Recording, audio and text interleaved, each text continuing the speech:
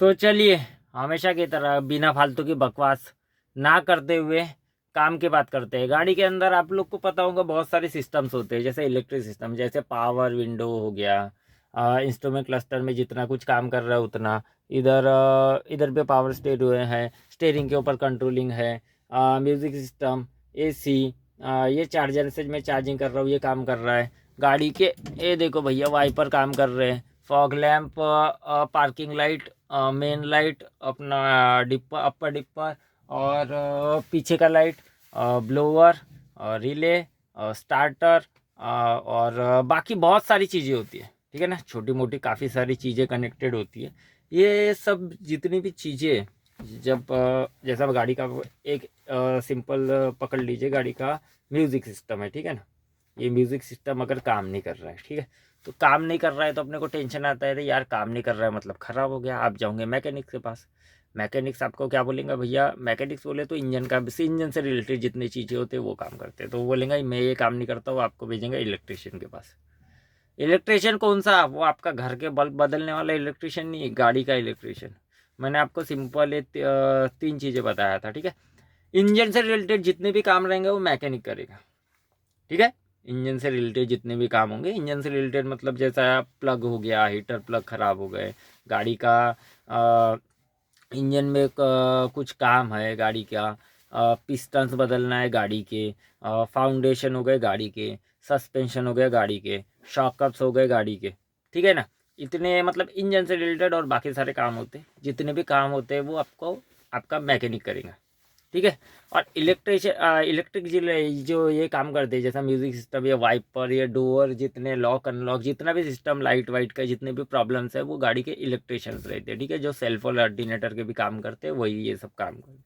तीसरा पार्ट आ गया उसमें डेंटिंग का, जब गाड़ी बाहर से ठुकती है, दरवाजा वरवाजा, बफर वफर निकल गया, पैकिंग सही तरीके से नहीं हो रही, कहीं गाड़ी चिपक गई, तो वो डेंटर के पास जाना पड़ता है, वो डेंटिंग एंड पेंटिंग वाले करते हैं, ठीक है ना। गाड़ी के तीन टाइप के काम होते हैं, ठीक है। ध्यान से समझ लेंगे आप। पहला इंजन से रिलेटेड के बाद मैकेनिक्स के पास जाते हैं। दूसरा इलेक्ट्रिशियन से रिलेटेड जो मैंने काम बताया उसके पास अगर अगर कुछ काम रहा अपने को, तो वो अपन इलेक्ट्रिशियन के पास जाते हैं, इलेक्ट्रिशियन के पास भेजेगा। ठुकने पिटने का गाड़ी का छोटा मोटा काम हो गया, जो नए बिगनर्स के साथ में हमेशा होता ही है, ठीक है। छोटा मोटा लग जाता है गाड़ी को, अंदाज नहीं रहता तो, ठीक है, तो वो डेंटर काम करता है। तो जब गाड़ी में इलेक्ट्रिक का काम आया, जैसा पकड़ लीजिए मेरा वाइपर काम नहीं कर रहा है, ठीक है, ये जो अभी काम कर रहा है ये वाइपर काम नहीं कर रहा है, या मेरा पावर विंडो काम नहीं कर रहा है, या फिर लॉक अनलॉक काम नहीं कर रहा है, ठीक है ना, या फिर लाइट्स काम नहीं कर रही है, ठीक है ना। तो हम क्या सोचेंगे, अरे यार बहुत बड़ी प्रॉब्लम आ गई। इलेक्ट्रिशियन के पास, मैकेनिक्स के पास जाएंगे, मैकेनिक्स क्या भेजेंगे, इलेक्ट्रिशियन के पास भेजेंगे, इलेक्ट्रिशियन वापस से वही बात आ गई, भरोसे का है। अब वो आपका महामा तो लगेगा नहीं, है ना। इलेक्ट्रिशियन या फिर मैकेनिक्स हो गए, ठीक है ना। अब वो भरोसे का रहेगा तो आपको सही सही बताएगा, नहीं रहेगा तो वही है, वो 500 का बिल 5000 करने के लिए उसको ज़्यादा टाइम लगेगा नहीं। आपको बोलेंगे हाँ जेन्युइन प्रॉब्लम थी तो किया, और आप उसको सवाल जवाब पूछते नहीं हो, क्यों पता है क्या, क्योंकि अपने को जिस चीज़ का पता नहीं है उसके बारे में अपन क्या पूछे, ठीक है। तो थोड़ा सी मैं बेसिक जानकारी बता रहा हूँ जिसका नॉलेज आपको रखना बहुत ज़रूरी है। देखिए क्या है, गाड़ी के ये जो छोटे मोटे इलेक्ट्रिक के सिस्टम है ना, तो इसके प्रॉब्लम के अंदर ही इसका सॉल्यूशन है। अब मैं बताता हूँ आपको सॉल्यूशन कहाँ पे है। सबसे पहले ध्यान देखना, ठीक है। ये जो स्टेयरिंग है गाड़ी का, ठीक है, स्टेयरिंग के बाजू में ये चार्जिंग में निकाल देता हूँ, ठीक है। स्टेयरिंग है गाड़ी का, स्टेयरिंग के बाजू में ध्यान से देखिए, ये जो अपना स्टेयरिंग के बाजू में जो एसी का ब्लोअर होता है, इसके नीचे कवर होता है, ठीक है, ध्यान से देखना, ठीक है। हाँ, ये जो गाड़ी का स्टेयरिंग है इसके बाजू में एसी है, एसी में कवर है, ठीक है। इस कवर को ऐसा नीचे से धक्का देंगे और बाहर निकालेंगे, ठीक है भैया। एक कवर को बाहर निकालेंगे और यहाँ देख दिया गाड़ी का फ्यूज सिस्टम। ध्यान से देखिए, ये गाड़ी की फ्यूज है, ठीक है। अब ये बोलोगे ये तो फ्यूज है भैया, ये हमको कैसे पता, तो इसका भी सवाल में ही जवाब है, ठीक है। कहाँ है इसका जवाब, जब ये कवर निकाले ना तो कवर को सीट के ऊपर ऐसा रख देते, इसके ऊपर एक डायग्राम लिखा हुआ है, ध्यान से देखना आप, ठीक है। ये जो फ्यूज थे, ठीक है ना, अब ये किस चीज़ में क्या क्या काम आते हैं ये फ्यूज़ देखेंगे, ठीक है। तो यहाँ पे आना, ये स्टेयरिंग के बाजू में जो कवर है इसको निकालना, कवर निकालने के बाद में सबसे पहले ध्यान रखना ये इस टाइप का ऐसा फ्यूज रहता है, जिसको भी निकाल देता हूँ, ठीक है, ये फ्यूज़ रहता है, ठीक है। अब ये फ्यूज़ का नंबर यहाँ लिखे हुए रहता है, ठीक है, उल्टा पकड़ा, 0 2 नहीं भैया 20 है ये, ठीक है, अब सीधा पकड़ा, ये उल्टा दिख रहा होगा आपको। तो ये 20 नंबर का, ठीक है ना। जैसा मैं ये निकाल देता हूँ 15 नंबर वाला, 1 मिनट रुक जाइए, थोड़ा सा अंदर चिपका हुआ रहता है यार ये, है ना। निकल, ठीक है, निकल गया। 2 मिनट भैया। जैसे ही मैंने निकाला 15 नंबर वाला, ठीक है, हल्का सा डल थोड़ा सा देख लो आप, इसको 15 नंबर वाला है ये, ठीक है ना। चलिए, तो ये 15 नंबर वाला है, 20 नंबर वाला है। अब ये बोलेंगे अपन कि ये साला समझेगा कैसे, है ना। तो ये देखो, ये 10 से 15 देखो यहाँ पे लिखा है क्या है, फ्लैशर और ABS, क्रैंक सप्लाई, इमोबिलाइजर, ठीक है ना, और क्लच कंट्रोल, ठीक है, क्लच सप्लाई, ठीक है। ये क्रैंक सप्लाई और इमोबिलाइजर का मतलब क्या होता है, ध्यान से सुनो। इमोबिलाइजर ये होता है, देखो चाबी निकाला मैंने, तो ये जो चल रहा है ना, ये इंजन लॉक हुआ है, इसको इमोबिलाइजर बोलते हैं, ठीक है ना। ये चाबी में एक चिप होती है जो इंजन से कनेक्टेड होती है, जब मैं क्लस्टर चालू करूँगा तो ये सब हट जाएगा। देखो हटा मोबिलाइजर, ऊपर हीटर का आ गया साइड, और जैसा मैं चाबी को बंद करूँगा, इस सिस्टम को बंद करूँगा, वैसे देखो आया इमोबिलाइजर, मतलब इसके अंदर जो चिप है वो उससे कनेक्टेड है, ठीक है ना। तो इसको बोलते हैं इमोबिलाइजर। तो इमोबिलाइजर मतलब समझ गए आप लोग, ये गाड़ी का लॉक होता है, जब अपन इसको चालू करते हैं तो ये इमोबिलाइजर हट जाता है जब निकाले, सेफ्टी के पर्पज से, ठीक है ना, ताकि कोई गाड़ी चालू करके डुप्लीकेट चाबी लगा के निकल ना जाए। उसको कंट्रोल करने के लिए देखो क्या कर रहा है, ये कितने का आता पता है क्या आपको, 5 रुपये का, 10 रुपये का। ये 10 नंबर क्या लिखा है यहाँ पे देखिए, ये इमोबिलाइजर, ये चाबी से रिलेटेड ये प्रॉब्लम आए, ये इमोबिलाइजर ऑन दिख रहा है, काम नहीं कर रहा है सही तरीके से, क्या करेंगे, यहाँ पे 10 नंबर या 5 नंबर का लिखा हुआ है, ठीक है। चलिए ध्यान से देखेंगे, यहाँ पे आए, यहाँ पे आने के बाद में 10 नंबर या 5 नंबर, तो हमने कौन सा लगा गाड़ी के अंदर, ये वाले कौन सा है, 5 नंबर का, ठीक है ना। तो मतलब सही है, इसको बाहर निकालेंगे, ठीक है। क्या करेंगे, इसको बाहर निकालेंगे, ठीक है ना। इसको बाहर निकालने के बाद में क्या करेंगे, 10 नंबर या 5 नंबर का ऐसा जो फ्यूज अपन बाहर निकालेंगे, उसको चेक करेंगे। चेक करने के लिए क्या करना पड़ता है, इसको ध्यान से देखिए, ठीक है ना। इसके अंदर कनेक्टिंग होती है, ठीक है ना। चलिए भैया ध्यान से देखना, इसके अंदर एक कनेक्टिंग होती है, ठीक है। ऐसे अंदर वायर से दिख रही है, वो कनेक्ट दिखेंगे, मतलब ये सही है। और ये देखिए यहाँ पे ध्यान से देखिए, ये यहाँ पे जला हुआ दिख रहा है, हल्का सा कनेक्टिंग नहीं है, ठीक है ना, मतलब ये ख़राब हो गया है। और ये कनेक्टिंग है, ठीक है ना, मतलब ये सही, ठीक है ना। तो ऐसे आपको क्या करना है, 50 रुपये के खरीद के ये जो साइड होता है ना, यहाँ लगे हुए रहेंगे, नहीं रहेंगे तो 5 नंबर, 10 नंबर, 15 नंबर, 20 नंबर इस टाइप का खरीद लेना। अब पकड़ लीजिए, मेरे गाड़ी का पकड़ लीजिए, वाइपर ख़राब है, वाइपर काम नहीं कर रहा है, ठीक है ना। तो मैं इसमें क्या करता, टेंशन लेने वाली कोई बात नहीं। यहाँ से देखेंगे, ये 10 नंबर पहला नंबर हो गया, नीचे से देखेंगे ये 1, 2 और 3, तो वॉश एंड वाइपर का फ्यूज कितने नंबर पे, 3 नंबर पे। तो मैं क्या करूँगा, 1, 2, 3, गाड़ी से नीचे वाले नंबर पे जाऊँगा, ठीक है। यहाँ से लिखूँगा 1, 2, और ये मीटर हुआ दिख रहा है ना, 20 नंबर है। तो मैं क्या करूँगा, गाड़ी का वाइपर काम नहीं कर रहा हूँ ना, तो सबसे पहले आपको मैंने जो बताया उस हिसाब के सिस्टम से इसको खोलना है, ये 20 नंबर का जो तीसरे नंबर का, इसको बाहर निकालना।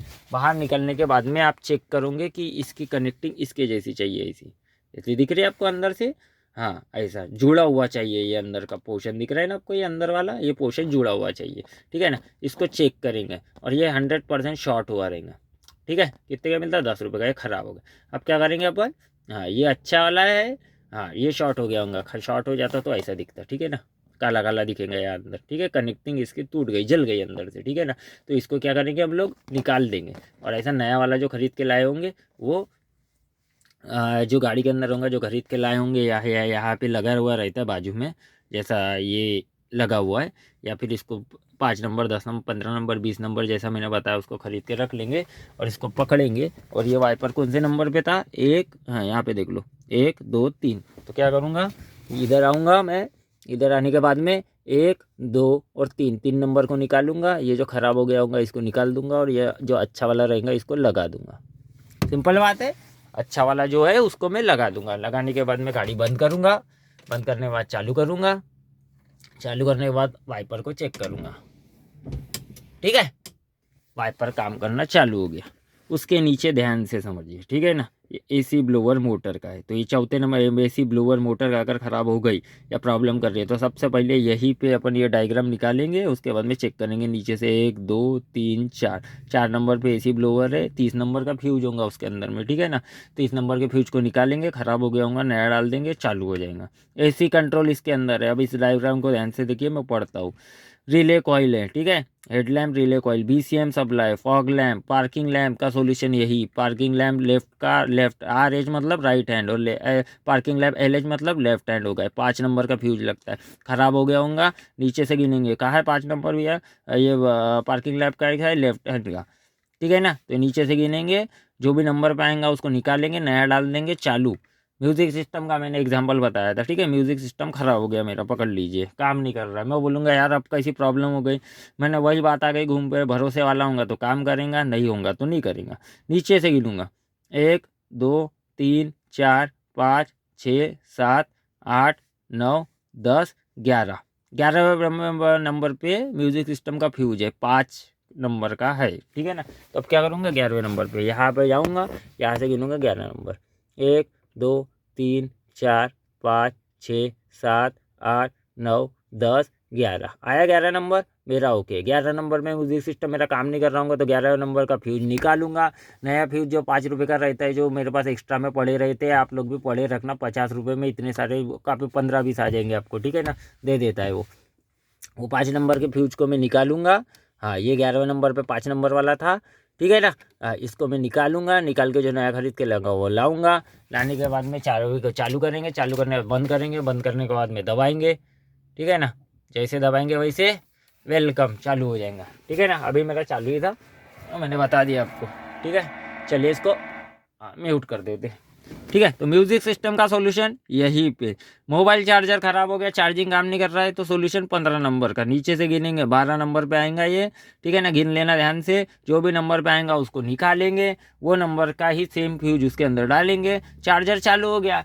इलेक्ट्रिशियन के पास लाइन लगाने से कोई मतलब, उसका वेट करने से फिर मैंने वही बात आती है, भरोसे गाऊंगा, ठीक है ये काम होता है, 5 रुपये का फ्यूज है वो, ठीक है, कम से कम 500 रुपये बताएंगे आपको, उसके बाद जाना आना टेंशन लेना, ये फालतू के बात। अब ये इस डायग्राम को ध्यान से देखिए, 7वीं 8वीं क्लास का भी बच्चा आराम से पढ़ लेना, आपको सिर्फ पढ़ना है वो नंबर का, वो नंबर को काउंट करना है, और काउंट करने के बाद में उसको चेंज कर देना है जो फ्यूज अपने पास रहेंगे। ऐसे देखो, यहाँ पे देखिए मेरे पास 5 number 5 number 15 number 25 number 30 number, ये कौन सा है 5 नंबर, और ये देखिए कौन सा है ये 20 नंबर, ठीक है ना। इस नंबर के फ्यूज आपको 50 रुपए के, मैंने क्या बोला आपको, वो दे देंगे, 20-30 फ्यूज आपको दे देंगे, 5 रुपये 10 रुपये के हिसाब से, है ना। तो वो फ्यूज आपको एक्स्ट्रा में अपने गाड़ी में हमेशा रखना है, ठीक है। इसको कैसे निकालेंगे, इसके अंदर ये छोटा सा ऐसा चिमटे साइड रहता है, ये चिमटे से भी आप ऐसा पकड़ के निकाल सकते हो, जैसा मैं एग्जाम्पल बता देता हूँ आपको। इसको मैंने पकड़ा,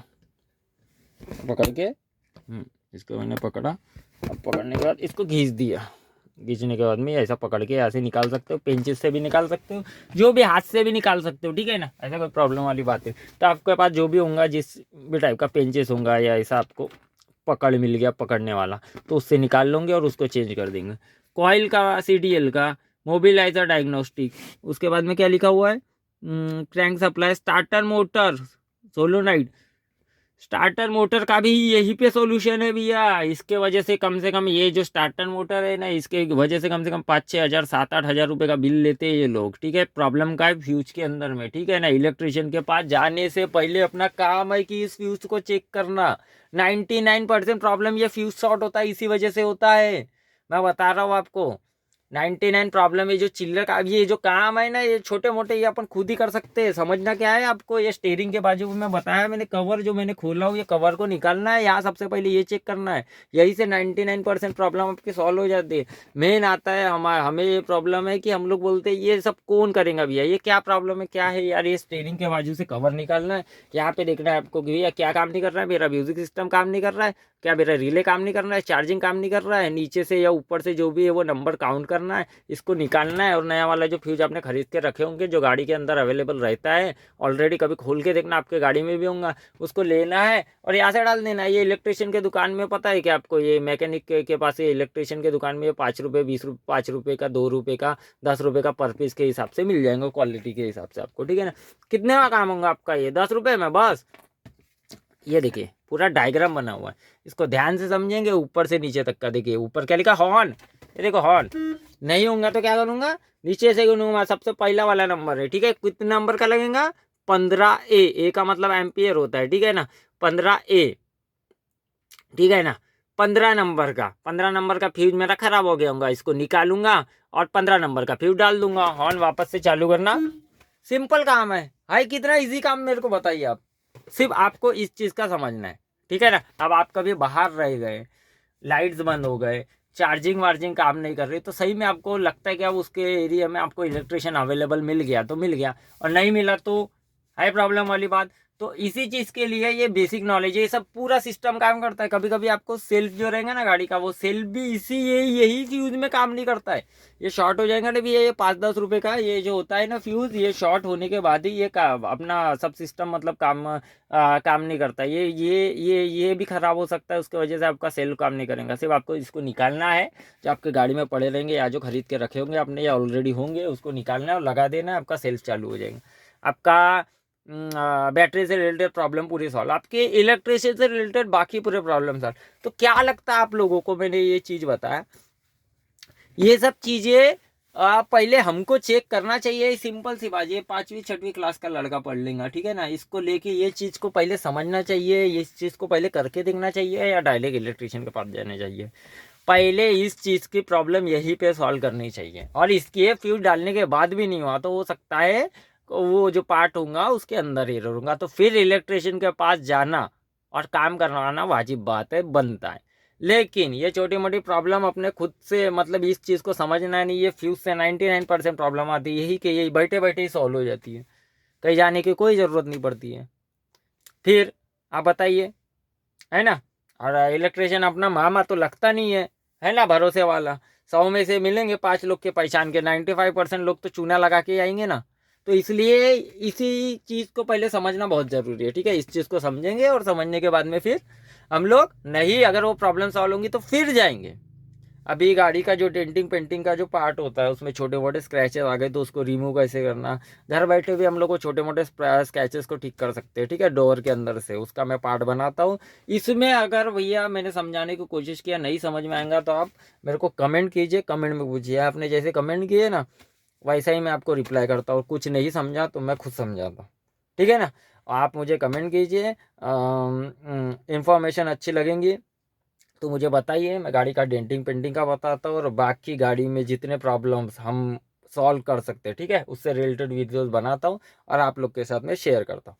चलिए, तब तक के लिए समझाऊंगा तो प्लीज़ कमेंट करना और मुझे बताना, ताकि आप लोग को, मेरे को पता तो चले कि आप लोग को मैं जो जानकारी बता रहा हूँ आपको समझ रही है या नहीं समझ रही है। तब तक के लिए धन्यवाद। जय हिंद, गुड बाय।